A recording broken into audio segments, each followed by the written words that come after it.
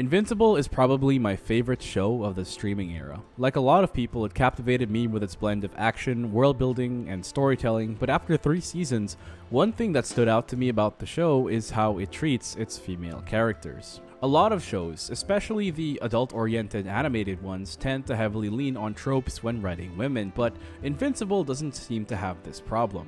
I find that the women characters in the show are compelling, fleshed out, and reasonably well written. And this should go without saying, but this video contains spoilers for the entire Invincible show, and without further ado, the first character I want to highlight is Adam Eve. Now, you've probably heard of the term Mary Sue. I see way too many people throwing it around to describe fictional women without properly understanding what the title means and who they're throwing it at. But I want to straighten things out for the purpose of this video. A Mary Sue is a character that is unrealistically perfect and powerful without those traits feeling earned through storytelling. One of the most popular examples of this trope in recent memory is Rey from the Star Wars sequels. In these movies, she's shown to be crazily overpowered without any explanation. She immediately knows how to fly the Millennium Falcon, and she does so better than its original pilots, might I add. She knows how to do evasive maneuvers and avoid enemy fire, can use the Force and a lightsaber without proper training, and is an unbelievably good pilot for someone who spent most of her life as a scavenger. She just seems to be crazily overpowered in a way that doesn't really make sense, but note that a character with strong powers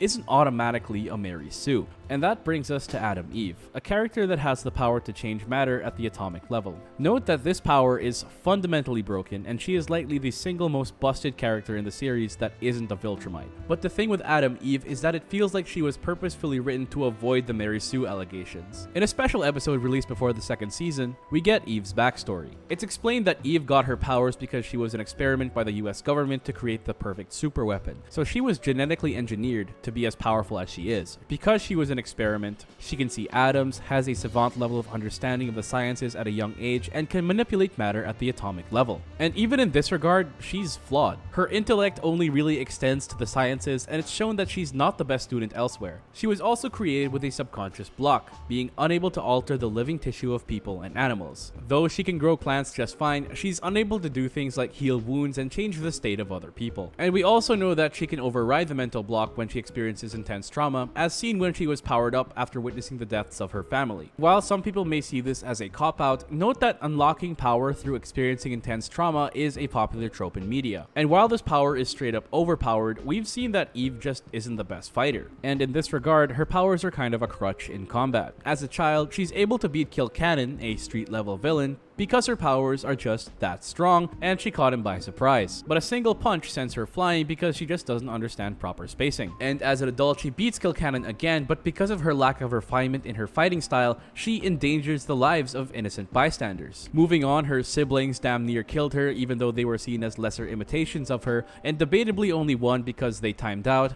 And she's also not immune to the consequences of her own action, as her using her powers with reckless abandon causes her to lose a friend, get herself captured, and this ultimately causes the death of her father figure in Brandyworth and her biological mother. But stay with me now, Eve's still got a lot of issues. A Mary Sue isn't just a character that's crazy powerful. The term can also apply to a character that's a power fantasy or a self-insert for the writer. A good example of this is Bella Swan from Twilight. At the beginning of the series, Bella is a normal human being, but she's literally got vampires and werewolves falling in love with her for no reason. In contrast, Adam Eve is suggested to be popular with the guys, but she's not the most desirable person on the show. Rex cheats on her with Duplicate, and Mark knows she's single, but chooses to stay with Amber instead. And besides those two, we don't really see anybody else romantically interested in Eve. And probably the best example of how well her writing avoids the Mary Sue trope trap is how she has to learn how to use her powers to create things that are structurally sound. Over the course of the series, we've seen her change the world around her, like making plants grow, turning materials into other materials, and making things appear out of thin air. But when she tries to fix a park in Chicago, it collapses because Eve doesn't actually know architecture and how to create complex man-made infrastructure. She thought she knew how to do it and gets praised for it, but in reality it actually endangered a lot more people than it helped. And Eve acknowledges her limitations and starts taking architecture classes to learn how to do it better and actually make a difference in that regard. And this is how Invincible's writers took this really powerful character and made her flawed, thus making her interesting and avoiding the Mary Sue allegations. And while a lot of people like to point point to Eve being incredibly underutilized as a fighter to claim she's badly written, you have to understand that Eve isn't a fighter. Yes, throughout the series, we do see Adam Eve in combat, but she's written more as a do-gooder than a crime fighter. Her primary motivation is that she wants to help people and make a difference in the world, and that doesn't always mean fighting bad guys. We see that she's a lot more fulfilled stopping landslides and speeding up crop growth than she is fighting the Flaxons with a teen team. Adam Eve, as perfect as the Invincible universe paints her, is actually an incredibly flawed character, and in that aspect, she's trying to improve. And I love that, much like how I love the next character I'll be talking about, Debbie Grayson. One of the biggest issues I have with cartoon moms is that they usually tend to follow the same trope, the nagging voice of reason. This is a trope typically given to mature women characters where they serve as a narrative foil to their idiot husbands. These characters know when their partners or children make mistakes or dumb decisions and almost always deservedly reprimand them for them. However, this is usually done with the voice of reason character taking an antagonistic role, usually being condescending, raising their voice, and just generally being harsh. This is usually how a caring mother character is portrayed. They get mad and nag because they care, even if the other characters or the viewers find them annoying. This is a trope that we see a lot in American animation, especially in older media. Marge Simpson, Lois Griffin, and Alice Mitchell are all prime examples of this trope in full swing. Now, the use of writing tropes isn't always a bad thing, but one of the issues with this specific trope is that we only see this character as a know-it-all authority figure, often portraying them in a negative light, even if they have a reasonable point. And the first scene Debbie ever appears in kind of sets her up as this trope. She walks in on Mark on the toilet, a position of vulnerability, and she asserts her authority as his mother by intruding on his privacy. However, later on in the episode, after the emergence of Mark's Viltrumite powers, the dynamic between these two characters comes into question. All of a sudden, Mark can fly, punch really hard, and is incredibly durable, while Debbie is just a normal human being. And we see Mark try to break the power dynamic when getting into an argument with Debbie when he tries to learn how to descend, in the middle of the night.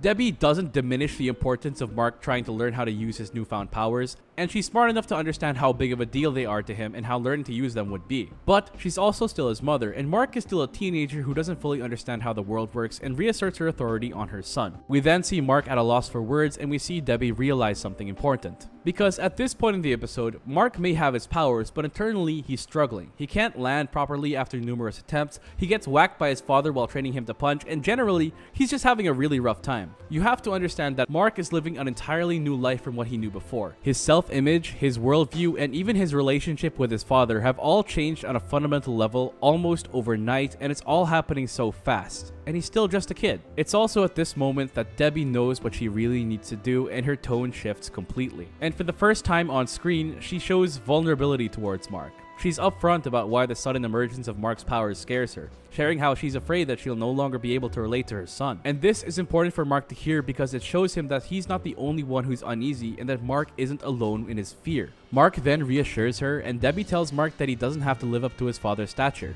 and instead should focus on being the best version of himself. And I need to highlight that because at this point in the episode, Nolan shows his son how unprepared he is for the life of a superhero. He's shown time and time again that he isn't ready, that he isn't enough. But in this scene, Debbie tells her son that he doesn't have to be better than Omni-Man. He just has to be the best version of himself. And as long as he tries to do that, at least to her, that will always be enough. And then they reassure each other, and we as an audience witness a tender moment between mother and son.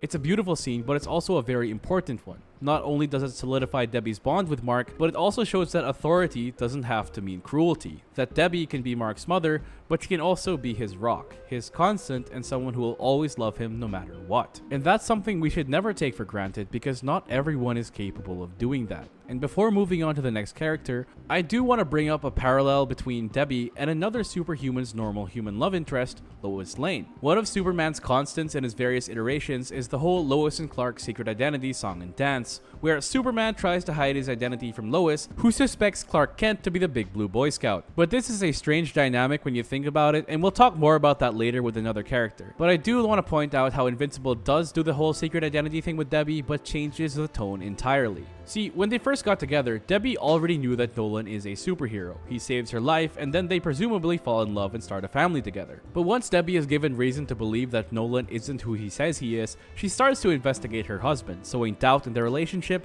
and this is just like how Lois is seen suspecting Clark Kent of being Superman, but with a twist. I find it to be an interesting parallel, paying homage to the classic relationship dynamic, but keeping it interesting by shifting the formula while also expanding the world and the characters. And speaking of normal human and superhero superhero relationships, there's a running theme in the episodes that we've seen so far. They just don't work. And you probably already know who I'm going to be talking about next. Amber Bennett. Mainstream superhero media has led us to believe a lot of things about superheroes, and one of them is that superhero/human romantic relationships can work. Superman and Lois Lane, Tony Stark and Pepper Potts, and Barry Allen's Flash and Iris West are all examples where the superhero saves the day and still gets the girl. We've come to expect that the romantic interest is supposed to just accept the fact that their partner is a superhero and has been hiding that from them this whole time. But in reality, there's no real playbook for such a relationship dynamic. There are pros and cons to revealing your superhero identity to your loved ones, and as valid as it is to want to hide your identity from your partner, it is also just as valid to be upset with your partner for hiding something so important. One thing that I do admire in Invincible though is that we really get to see that superhero/human relationships just don't work, and that's consistent throughout what we've seen. Yes, we're shown that Debbie and Nolan are a loving couple early on, but then it's revealed that Nolan murdered the Guardians of the Globe, he likens his wife to a pet, beats their son to a pulp, abandons her without saying goodbye, and leaves her pretty much as a grieving widow. We even see this in the first episode when Red Rush and his romantic partner are not able to connect because of the way Red experiences time. It's pretty well established in the Invincible universe that superheroes and normal people are just in two completely different worlds, and sometimes love just isn't enough to make the relationship work. And that's what makes Amber such a tragic character. She's the first girlfriend, and as such, she's a lesson. What's interesting here is that throughout the first season, we see Nolan teaching Mark a lot of things about choices and how to be a superhero and a Viltrumite. But we never see Nolan struggle with hiding his secret identity. After all, Debbie knew that Nolan was a Viltrumite from day one. But Mark doesn't have that luxury, and being a teenager, he has no clue how to handle things with his new girlfriend. And Mark, being a comic book nerd, would think that a play in this situation would be to hide his secret identity until he really has to reveal it. But there's a throwaway line in Season 1, Episode 3 where Amber kind of shows that she values honesty in her partner. And if Mark had picked this up, he would have better reason to come clean early on and avoid conflict. Amber fights with Mark in Season 1, Episode 7 because for the whole duration that they'd been dating, Mark had been lying to Amber, giving made-up reasons for why he's late or unable to show up for dates. And Amber is understandably upset with him for this. In her eyes, her boyfriend has just been casually lying to her face. Was she being unreasonable? Absolutely. But Amber is a teenager who doesn't have a full understanding of how the world works, just like Mark. And we also know that she doesn't normally read comics, so she may not understand the gravity of the whole secret identity thing. But they patch things up, and we get to see more of their dynamic together in Season 2, and while they do have their moments, in line with what we've seen so far, it just doesn't work out in the end. Mark goes to another planet, leaving Amber feeling alone and unimportant, and when he comes back and they're finally able to spend time with each other, Anissa, more on her later, comes in and threatens Amber's life to get to Invincible. And it's after this where she realizes she has to call it quits. Amber has to go through a lot of emotional turmoil to show Mark and the audience that superhero x-human relationships just don't work in this universe. And we see what happens when superheroes date other supes, with the girls and the Guardians of the Globe, specifically Monster Girl, Duplicate, and Shrinking Ray. While it's unclear whether Amanda and Rudy are dating, Rudy obviously has an attraction towards her and the two have a deep bond. And it's the desire for human connection with Monster Girl that causes Rudy to grow as a character. He employs the help of the Maulers to give himself a new child body, allowing him to better relate to Amanda as they're now both adults in the form of a child. And now that they've bonded, Rudy successfully finds a way to help Monster Girl combat her curse and counteract its de-aging effects. But Monster Girl herself is a subversion of a popular trope, the magical girl. Usually when a young girl is portrayed as transforming in media, they take on a form that's more feminine, with sparkles and ribbons, or other things typically associated with femininity. But when Monster Girl transforms, she takes on the form of, well, a hulking green monster, subverting the trope. Another character that subverts the popular trope and has an ongoing relationship with another supe is Duplicate. The trope that she subverts is that of the nameless goon. Usually in media, we're desensitized to the death of faceless, nameless goon characters. These are characters that exist purely to get beaten up by another character to illustrate how strong they are. Whether they're soldiers controlled by the evil government or mercenaries hired by the opposing force, we normally don't bat an eye when these goons are killed, even if they're portrayed in a brutalistic manner. And the thing is, these jobbers are typically portrayed by men. But Duplicate subverts this trope as we see her clones die a lot. typically in barbaric fashion. And this personally shocked me when I first watched Invincible because I wasn't used to watching a female character get killed so ruthlessly. But it's because of these many deaths that her clones have experienced that she's able to relate to the Immortal, another character who has died multiple times on screen, and they fall in love and have a relationship. In season 3, the Immortal proposes to Kate, and after the Invincible War, they both seemingly quit the superhero life altogether and are moving on to their happily ever after. And that's something that shrinking Ray won't get to experience with Rex. In season 3, Ray finally gets more screen time with more voice lines and an actual backstory. We learned that she was forced into the superhero life by her parents and never really got to live the life of a normal person. Kind of like how parents of child stars force them into show business at a young age. She reveals this to Rex, who at this point in the story has been trying to change and not be the horrible versions of himself that he was in the past. He doesn't want to be the Rex that cheated on Eve and got left by Kate. He wants to be a better man, and he wants to be with Ray. And after nearly dying together, they forge a genuine bond and a romantic relationship. But Ray also reveals that she wants to leave the superhero life, while Rex can't bring himself to do it because that's all he's known. So Ray leaves her past behind her, and Rex continues the crime-fighting life, and they see what they can do from there. But like I said earlier, in the Invincible universe, relationships between superheroes and normal people just don't work. And tragically, we're reminded why this is in episode 7 of season 3. And as we approach the end of the video, we've talked a lot about the various superheroes of Invincible, but I want to bring up a villain. Anissa is portrayed as a massive threat to Earth, stronger than Invincible and possibly even Omni-Man. And when we first meet her, it's the first time that we see a female villain in the show that is genuinely threatening. We're both shown and told the differences in power levels between her and Mark.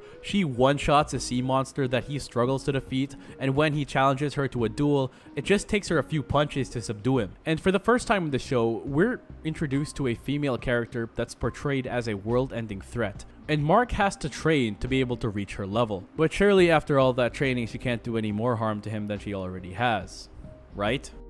And that's where we end the video. Leave a like if you enjoyed, comment your thoughts down below, and subscribe for more content like this.